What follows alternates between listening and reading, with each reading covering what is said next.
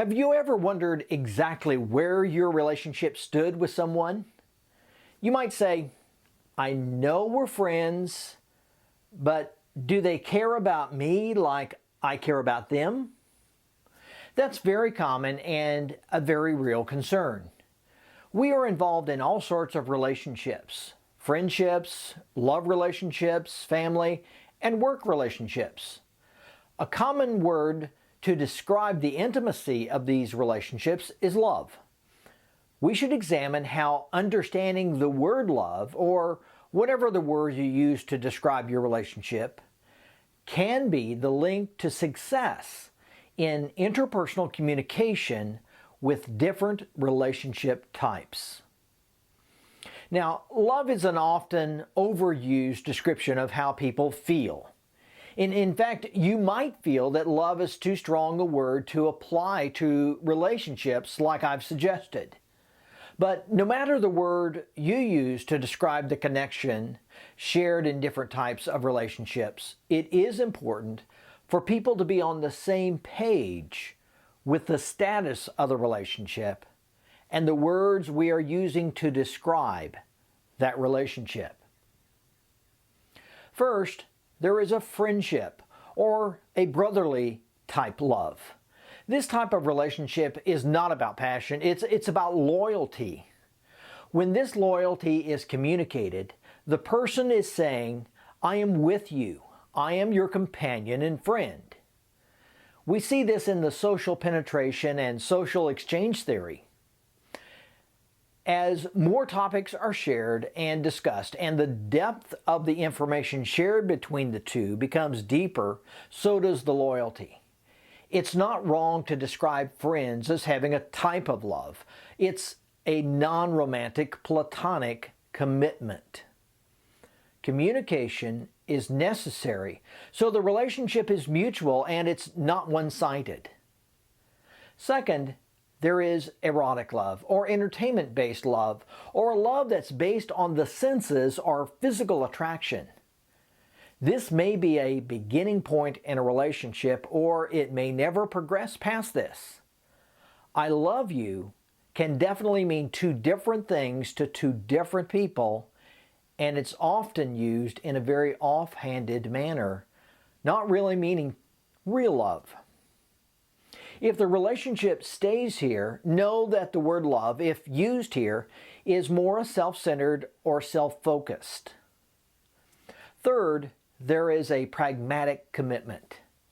This type of love or commitment can be between lovers or couples or even just friends. One person or both of the people are viewing the relationship in very practical terms. The person may not be necessarily have a sexual or a physical attraction for the other, but they view the relationship in a pragmatic way. They're saying, I will provide this to the relationship, and the other person will provide this to me. This may not be romantic, but it is still love in a commitment sort of way. It is more of a mutual agreement. And the important thing is that the communication is clear in what you mean. Fourth, there is mania. Now, this is a head over heels, romantic, puppy dog love. Have you ever had the feeling of top of the mountain feeling of love for someone, and if they were to end it, it would then make you feel like you fell into a valley? This is mania love, and it's fragile and can be dangerous. Mania feelings are not always connected with reality. Communication is very critical so that you understand your own feelings and the feelings of the other person. If you're feeling manic love, use your interpersonal communication skills to clarify and to be open to the real answers. Fifth, there is agape commitment or love. This is a truly selfless love that's given without any expectation of something in return. We're only looking for the best for the other person. It's hard and challenging to reach this kind of love in your relationships with others, but it needs to be a goal for all. Some would view agape as a philosophical love that we really should not work towards because we could never attain it.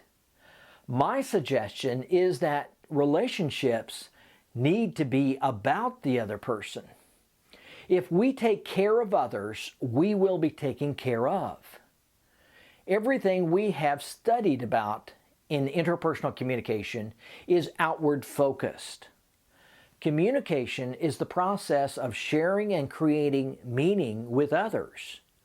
Students of communication focus on being culturally competent, ethical in our communication with others, and involved in our community. Isn't this caring about others more than ourselves? Before we conclude, we should have our final exam question. What are 3 ways that Chapter 10 suggests on how to deal with bullies as it discusses the dark side of interpersonal relationships? Have you ever wondered exactly where your relationship stood with someone? You might have asked the question, I know we're friends, but do they care about me like I care about them? The real key to interpersonal relationships is open communication. There are a variety of types of relationships and even ways to describe the level of intimacy you might have. But whatever it is and whatever words you use, be honest and communicate with the other person. Don't fall into the trap of just using overused words.